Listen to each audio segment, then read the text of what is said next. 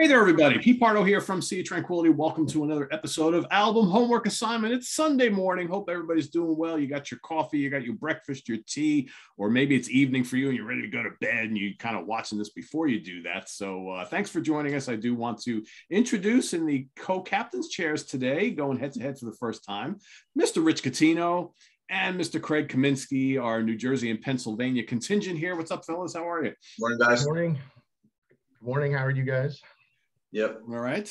Doing all right. Hot and hazy in New York and unseasonably hot. And I think we all are from the East Coast here. So we're all kind of going through the same thing. It's just a little too warm, too quick, I think. But that's how it works these days, I guess. Right. Be opening the pools by next weekend. I know. Right. It's yeah. In recent years, it's like you swimming by Memorial Day weekend is a maybe or a maybe not. But generally it's been pretty warm. You know, the thing is, it's like that the water temperature takes a little while to get up to like 70, 75 or so. Back a couple of years ago, man, if it was 65, I'd go in. Now I'm like, it's got to be like 73 before I put my toes in that pool, because you get older and, man, the cold is like, you both will experience it, mark my words. No, I'm kind of there a little bit. You are? Okay. Yeah, it's weird. It's just like a switch like got turned off. I never used to care about going in cold water. Now I'm like, oh yeah, that's a little too cold for me. And then I keep thinking, that's what my dad said for many years. I'm like, oh, here we are. So anyway, they both Rich and Craig have had their assignments for the last couple of weeks. They're ready to talk about them. So Craig, we'll have you kick us off with the assignment that Rich gave you. Thanks. And again, it's a pleasure for me to share screen time with the mighty Rich Catino. He and I have texted on a handful of occasions, but we've never shared screen time together.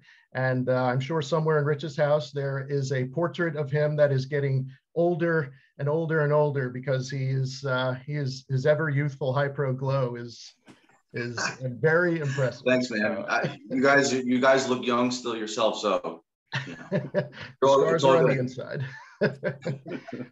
But this is my second album homework assignment, and for the first one that I did with Ryan Scow a couple of months ago, the way that I approached this was I had never been on screen with Ryan either, and from seeing him on lots of different episodes, I kind of knew what he liked and what he was a fan of, and so to avoid a protracted back and forth of, do you like this? Do you like that? No, yes. I did this. I used the same approach with Rich, where there's lots and lots of bands that I'm just not familiar with, even some familiar ones, which you're about to see shortly. And so I asked Rich about this one band, and knowing that he's a fan from seeing videos or seeing his Facebook replies from Metal Asylum and whatnot. So I asked him, how about this group? And he said, oh, okay, that's good. You have a particular album or era in mind? And I said, well, you know, the heavier stuff is my preference. Well, you told me too that you only knew, I think, one album, right? Kind of familiar with one album, and then the rest you're kind of not familiar at all, right? I'm kind of clueless. I've only seen, and I don't, and being generous, I've seen the videos that they had made for the prior album that I'm for today, and I think I may have heard one of their old songs from their first album, but the rest I'm pretty clueless on. But I didn't specify a particular album, but I was implying the one album that I was hoping to get. Didn't say really. Kind of, I was implying it, because I had said, well, they're heavier stuff. So in my mind, it's like any of their first four albums, even though their third album is considered sort of a misstep, but not bad by any ways. And for this group, I also went and rewatched the ranking that Pete did maybe about a year or so ago, just to see where he threw these the particular albums in. And so at least I'm glad to see that the one that I received ranked high in his opinion a year ago. So naturally, my thought was any of the first four albums or so. So naturally, Rich assigned me the group's fifth album. And as soon as I saw the text, I went, I've just been Catinoed by Rich Catino. As soon as I, but I don't think it's a full. I don't think I pulled full Catino because I tried to. He would know what a full Catino is. I think I gave you a good balance of what you're looking for and what you could be looking forward to if you like what you hear. Which I did see, and Awesome. so and then once he told me the album, I remembered, oh, you know what, I did, that's right, they made a video for the, or at least a video for the one song. I saw that, and 1989 me didn't like it, and so, but you know, things change back then, and but 33 years later, so I said, okay, I'll give it a try. So here we are. The album that Rich assigned to me is by Savatage, and it is their 5th album, Gutter Ballet. Yes. And if you never listened to this album, is my question. Wow. So, and I was implying to Rich that I was going to get Hall of the Mountain King. Either way. They're my two favorites. So you got right, which again, when I revisited your rankings from a year or so ago, maybe 2, those were your top 2. Yeah. So right as you see on this is from 1989, and again their 5th album. And you can see right on the cover, there's a piano. So it's almost, you're warned as the listener that there's going to be some piano in this, as not really in their previous. And again, I know Savatage by name. I saw the videos for 24 Hours Ago and Hall of the Mountain King. And then eventually I jogged my memory. I saw the video for the title track, Gutter Ballet. And then I had read about them and, in Martin Popoff's book, but I really don't know any of the songs by design. And perhaps erroneously, when I heard Gutter Ballet, as I said, in 1989, I was 17. I was listening to, some other things, maybe, heavier or just different. I still like a lot of the, hairband stuff. And so, this was sort of, Savatage was not one or the other, really, at least from what I could tell. So maybe this. Yeah, not really. They never really fit into any kind of bucket. So it didn't really go on my radar or anything. Incidentally, my brother is a fan, but when I told him, I said, "Oh, Savatage. Oh, great." And then my brother says Sirens and Dungeons Are Calling are his favorites. And then I said, I was assigned Gutter Ballet, and my brother says, "Oh." So again, never having heard, to be fair, I've never heard the album. So here we go. There's 11 songs and 52 minutes, 2 of which are instrumentals. So we started off on track 1 with Of Rage and War, which nice bass intro with some helicopter FX, mid-paced, has some keyboards, but it's not overt. They're not in your face. They're sort of just going kind of along with the guitar work, which I must say is exemplary throughout all the album. And again, not familiar with Chris Oliva's work or anything, but really, I mean, I'm obviously a novice to the band, but from what my ears could tell, great. And a shame that he was tragically lost at such a young age. But I like this one. It was a good going with the vocals and the guitar. I liked the riff. It was relatively heavy, so already my notions of the vague memory that I had is sort of being dispelled, and I like this song. So track 2 is the title track, Gutter Ballet, with the piano intro. And again, I remember not really caring for this in 1989, and perhaps it was maybe a little confusing to their fans as well, seeing as Hall of the Mountain King had those 2 videos for that I had mentioned 24 Hours Ago and title track Hall of the Mountain King. Maybe seeing this was a little jarring for them as well, but it to me, years later, it almost reminds me of like a heavier Queen almost like sort of like that. And again, good use of the keyboards with the guitars, especially during the solo, which is great. And but then I also thought maybe not the best choice of a video for the first video for this album, just because it could be such a jarring difference with their growing fan base. So, but again, mature ears hearing it now, I was totally fine. I was totally fine with it. So I'm already surprising myself. So I was that I was like, oh, this is pretty good. And third track is an instrumental called Temptation Revelation, guitar and piano for the most part. That was good, and it serves as sort of an intro for the fourth track. It's less than 3 minutes, and it has a symphonic sounding build up for track number 4, which is When the Crowds Are Gone. And again, I found it later. They made a video for this. I totally don't remember seeing this at all, because I used to watch Headbangers Ball all the time, and I do not recall seeing this. So maybe it just wasn't widely released or something. I couldn't say.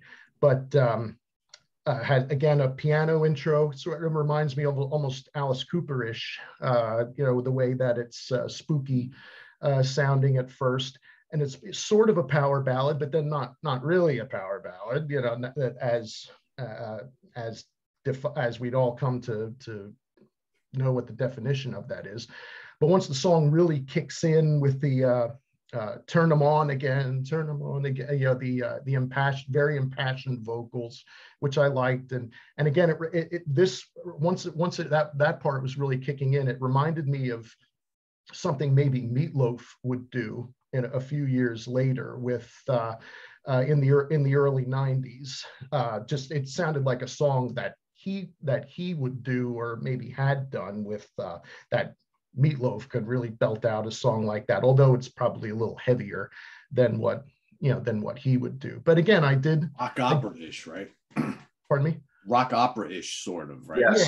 Yeah. And again, this is something I maybe back then I wouldn't have cared for, but hearing it now, I'm totally fine with hearing something like this. But again, this was the second video for the album, so perhaps again, like, the fan base was going, what is this? What happened to the band that I and you're going to gain some, but you're probably inevitably going to lose some of your old fans too. But either I enjoyed it, and I mean, I don't know if this was this a song that they would play throughout the rest of their term, that this was a constant, or on and off in the set list. Okay. But track 5 is an instrumental called Silk and Steel. Really like that. That's a very pleasant sounding, and I really enjoyed that when it was on. And again, just the acoustic and electric guitar, and you could Chris Oliva was so talented. Just hearing him play it's a very pleasant sounding song. Next track 6 is called She's in Love. That was a fast rocker, and perhaps more on par with or tone wise of their prior albums. Heavier vocals. I like the bass playing a lot, and that it had a good chugging bass sound. I mean, it's fast, but not speed metal or anything like that. I mean, but I did like it. It's like something you hear on Dungeons or Sirens. Okay. And the song that I had mentioned to Rich before, the song that I was familiar from their, or at least somewhat familiar from their older days, was called The Whip. Is that on Sirens? It's on the Dungeons Are Calling EP. Okay, that's one of the ones that I had known. I think my brother burned that song for me, but that's one of the. But it was a faster song thus far. 7th track is called Hounds. That has a mellow intro, and again, a good keyboard interplay with the guitar, not overpowering and not it's not a power ballad, but that's not fast, not totally fast either. Speeds up in the final minute or so. But again, really strong soloing, and I liked that one. Track 8's called The Unholy, and that was probably my favorite song. Starts with a solo, and again has keyboards, but not in a bad way, and higher vocals, and really fun soloing hearing during that. And so that was probably my favorite song on the album. That She's in Love and Of Rage and War. Plus, I really like that Silk and Steel instrumental. Track 9 is called Mentally Yours. That one I didn't care for, or the song, I liked the song, I didn't care for the chorus, because it was, I just didn't care. The mentally yours, I'm mentally yours. I did that, but I liked the song, and a good mid-pace song. It was kind of heavy. It had a tricky sounding riff from what I could tell. It was not standard sounding or anything like that, but speeds up comes solo time again, and I like that one. Track 10 is called Summer's Rain. By title alone, I assumed it was a ballad, and again, sort of a power ballad. That was probably my least favorite song on the album, but it wasn't something that I didn't like. And I thought, oh, you're kind of losing me a little bit on this one. But then come track 11, Thorazine Shuffle, it brings me back, and I'm back on the train with this. And again, through just by title alone, before even hearing the song, I assume that it's going to be heavy. And it has, again, like a mellow-ish opening, but then it kicks in really nice. Has a good interplay, again, with the guitars and keyboards, similar to Of Rage and War, track 1, but it has a strange drum beat. It's like, it has a different kind of beat to it, and in my notes here, I said a superb solo on that. So all in all, I really enjoyed this more than I thought it would. So and again, I as Rich had mentioned earlier, I assume this is sort of like a bridge album, that it's sort of, if you like the heavier stuff on this, go backwards, and if you like the songs like Gutter Ballet or When the Crowds Are Gone, continue on. I mean, in hindsight speaking. And just for fun, I went and previewed songs from the albums that are opposite, and so I wrote them on. I have to steal bigger office supplies here, but my notes for tiniest Post-it note. Yeah, for Streets, a rock opera, I liked Sammy and Tex and Ghosts in the Ruins.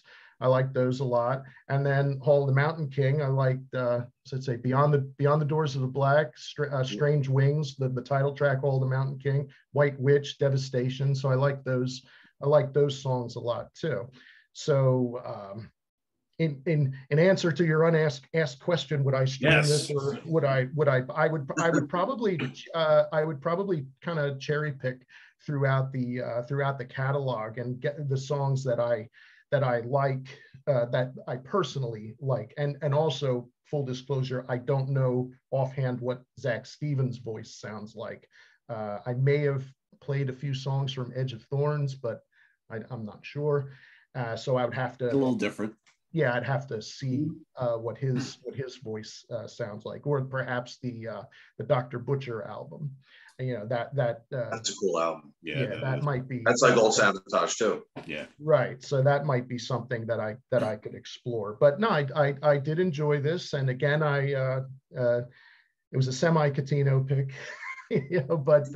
But I was pleasantly surprised of my enjoyment of Sabotage Gutter Ballet. So it sounds like you're going to go down the Sabotage. I was going to say, you're going down the rabbit hole next, aren't you? Yeah, well, I already started with just for my own curiosity. I was like, well, what did the songs on the next album sound like? Because it was you know, because I knew that it was the same lineup. So I didn't listen to it fully, but I was just previewing some of the songs on YouTube, and I was like, oh, I like that. I like that. Oh, this one sounds a little bit like Gutter Ballet. It has piano in it. This one's a little heavier. So, but I didn't really go beyond that after Beyond Streets. So I don't know what those sound like. But one question though for you guys. I mean, one thing I noticed in the videos, or at least the Gutter Ballet videos, there's 5 guys, but then there's only 4 listed. I mean, is Chris Caffrey like just a touring, or was he part of the band? Or he was part of the band, but he wasn't on the album, and he was touring with them at the time, so he was also around when they did the video. So yeah. Okay, because I was just curious, because it's like I look at the Streets cover and it's like, well, there's 4 guys standing there, but yet the prior album there's 5 guys in the video, but then there's only 4 guys in the credits. So I was just a little. Yeah, he was out again for Streets, and then he came back again a couple of years later. So he had like a short tenure in the band around Gutter Ballet time, and then he was out, and then he came back once after Chris died. Okay. Yeah, for Dead Winter Dead, and that was 95 or 96. Yeah, something like that. Yeah, 95. Around there. And then which was the album that has Christmas Eve, the song that became huge for the Trans-Siberian Orchestra, which leads into the next. Yeah. And part of the story, you know? Funny quick story about that was a few years ago. My wife tells me, my in-laws, you know, her parents, she says, oh, my and they're in their early 80s now, so this was like, you know, they're in their late 70s, and she says, oh, my parents are going to see a Christmas concert tonight. And I said, oh, okay, who are they going to see? And she said, you know, she's doing something else, and she says, oh, some Siberian orchestra or something. And I said, your parents are going to see Trans-Siberian Orchestra? And she said, yeah, that's it. I said, okay. So a few weeks later, I'm over there probably for Christmas, and I went up to my mother-in-law, and I said, heard you guys went to go see a Trans-Siberian Orchestra. What did you think of that? And she said, oh, well, it's very loud.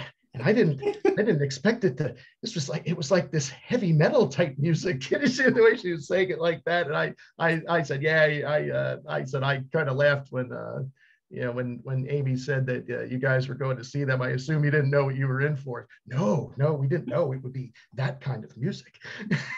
But I don't know if they stayed for the whole thing. I have a feeling they didn't. But it was just funny that my, you know, late 70s in-laws were sitting there at a TSO concert. I'm sure they were like, what's going on here?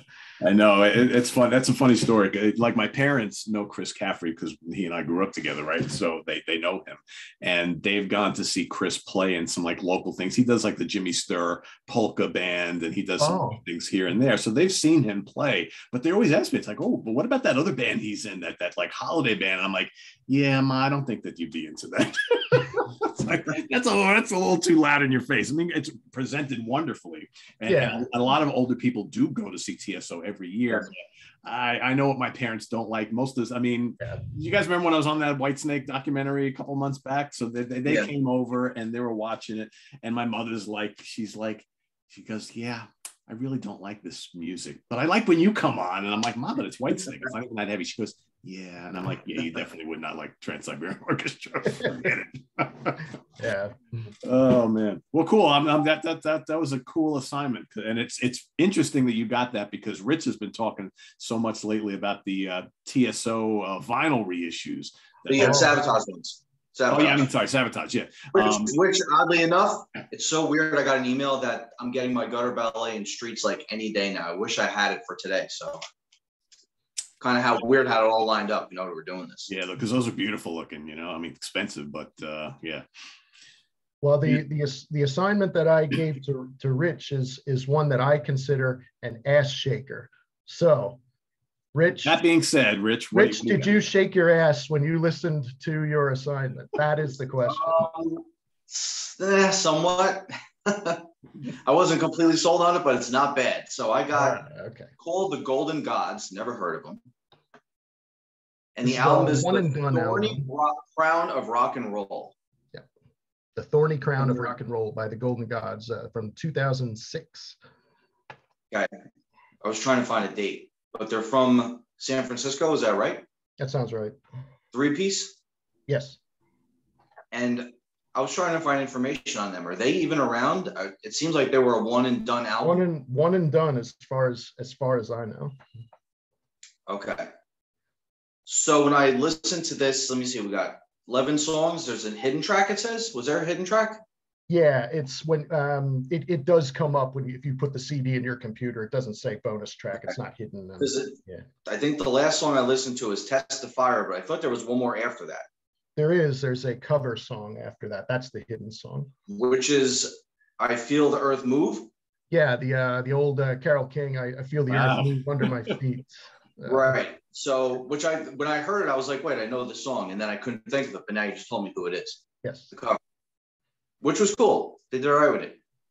So you're talking about asking me if I was like dancing a little bit. I guess you find it's a groove. I think it's a groovy album, and it's a fun one. But go ahead. That reminds me of I thought of The Darkness, but without the voice. Yeah. Kind of like The Darkness with a little bit of like maybe a little bit of touches of like the Motorhead spirit to it at times. At times, not metal like that, but kind of that Motorhead rock and roll feel. It does speed up. It's got boogie elements to it. Has Hammond organ. Has female backing. Female backing vocals. Yeah. Yeah, I hear Humble Pie in this, like Stone Fox. Yeah, that's a groover. Which is number 7. I like that song. Yeah. So I'm hearing Humble Pie. I wrote down that it's like rock and funk soul. That's what kind of reminds me. So it's got kind of that little bit of all three, mixed in there. I liked Even I Don't Know. That was the opening track. Mm-hmm. Dynamite Lady. That's a good one. That's the second one. What else we got here? Who else did I write down? I hear a lot of bluesy stuff in that Midas Touch. That's number 5. Mm-hmm. That's a long song too. It's like 6 minutes. 6+ minutes. Yeah, it gets extended towards the end. It has like the female backing vocals. And Hammond organ. It sounds more like a 70s song. Yes, there's a lot of 70s I feel on this album. Yeah, it's kind of Grand Funky in some Grand Funk Railroad. That's the other name I was going to say. Yep, Grand Funk. I hear that on a lot of the songs.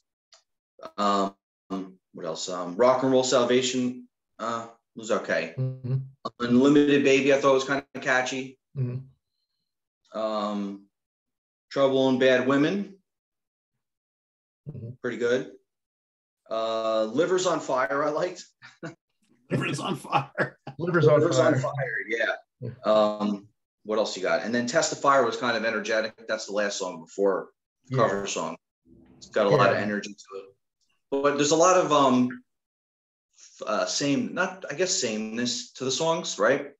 There's not too much variety. You're getting a lot of the same type of approach to the way they write their riffs and play them, and the delivery. A lot of them are mid-paced. There's a few. There's like a lot of boogie elements to it, but with some soul kind of thrown in too with the that funk soul feel. Yeah, I hear that through a lot of the songs. Female backing vocals, but it's at least in my opinion, it's sung and played well, and the singer can go from like a one tone, he can go really high up, but not in an annoying way, or like the Darkness. The Darkness has that kind of a weird pitchy kind of voice, right? Yeah, where it's like when it's really up there, it's almost like a joke, where it's like high like that. Right, and this voice doesn't have that. No. But if you're a fan of Humble Pie and Grand Funk, and if you like The Darkness without the voice, probably you'll like this album. Yeah. Not quite my speed, but I didn't think it was bad. Like a few of those songs, like I thought, Even I Don't Know, Dynamite Lady, Midas Touch, Unlimited Baby, Stone Fox, Livers on Fire are probably my favorites off of the album that I enjoyed. Sounds like something I want to investigate, I think. I think you'd like it, Pete. Like I said, it's a one and done, and this was one of those that Amazon recommended to me. I bought something else, and they used to have, or I don't know if they really do it much anymore, where it would say, well, you bought this, you might like this. Like this, right. And this was only, if I bought this used, it was only maybe $5 or something like that at the time. What did you buy that connected that album to this album? Might have been the Super Suckers or Nashville Pussy or something like that. You know, I'm not certain. But I mean, I didn't buy this in 2006 when it came out. I probably got it in 2007 or 8. And did the band members go on to do anything else, or not to my knowledge? Their names aren't familiar. I mean, the guitar player is the singer of the three of them, but the names aren't familiar at all. And they have that fun fashion approach to it too. Their clothes. Yeah, they're kind of glammy, kind of, sort of, yeah. Cool. So it wasn't bad. It was kind of fun. Thought it might get you moved, shake, dancing around a little bit. A little bit, yeah. It's a good one to drive. It's a good one to drive to when you hear some of the. It's a good summer album, I'd say. Yeah. So, Rich, the question needs to be asked: would you consider buying this, maybe, or just kind of listen to it online, or would you just forget all about it after today's? I might forget about it. Yeah, I might forget. But if somebody played it, I wouldn't turn it off and say, "Turn off that trash," So it's not bad, But Pete, not much. Pete, you might. Well, I'm going to listen as soon as we get off. I'm going to listen to it because I'm mildly intrigued. So I figure, I'm always the little sticker that's on the front of the. And you like Humble Pie and Grand Funk too, the little sticker that's on. Probably like this. It says if you like big slabs of killer guitar and wicked cool 70s style Grand Funk meets ZZ Top style harmonies, you got to own this now. I didn't hear ZZ Top though. Did you? Nah, only because there's three guys. I mean, but yeah. I maybe not 70s ZZ Top. I don't think more Grand Funk because you got some Hammond organ in there, and again with the soulful backing vocals on a good chunk of the songs and agreed and everything. Yeah. Cool.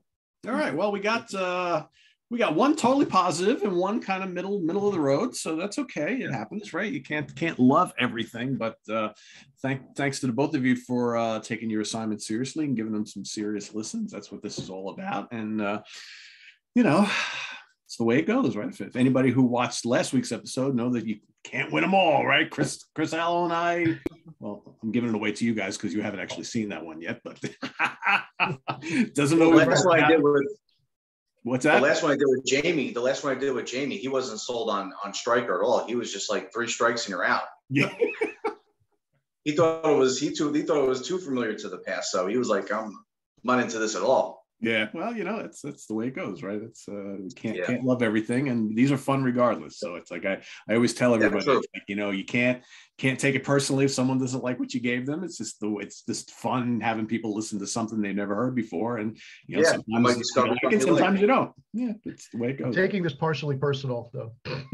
I don't know if I'm going to take back all those nice things I said about you. Cool. So there you have it, everybody. We got Sabotage and the Golden Gods. Let us know if you're familiar with these albums. Let us know what you think in the comments below. If you haven't heard either one of them, go check them out and come back and report back in the comments, right? So thanks for watching. Visit us on the web at www.seatranquility.org. We're on Facebook. We're on YouTube, all together all the damn time. For Rich Catino and Craig Kaminski, stay tuned because the three of us, I should say, and Chris Allo, hopefully you saw it the other day, we reviewed the new Doctor Strange movie, so check that out, and you'll see both of them on the channel, various times and places here on Sea of Tranquility. So thanks for watching, everybody. Enjoy the rest of your Sunday. We'll see you tomorrow night with the Hudson Valley Squares. I am Pete Pardo. Bye-bye.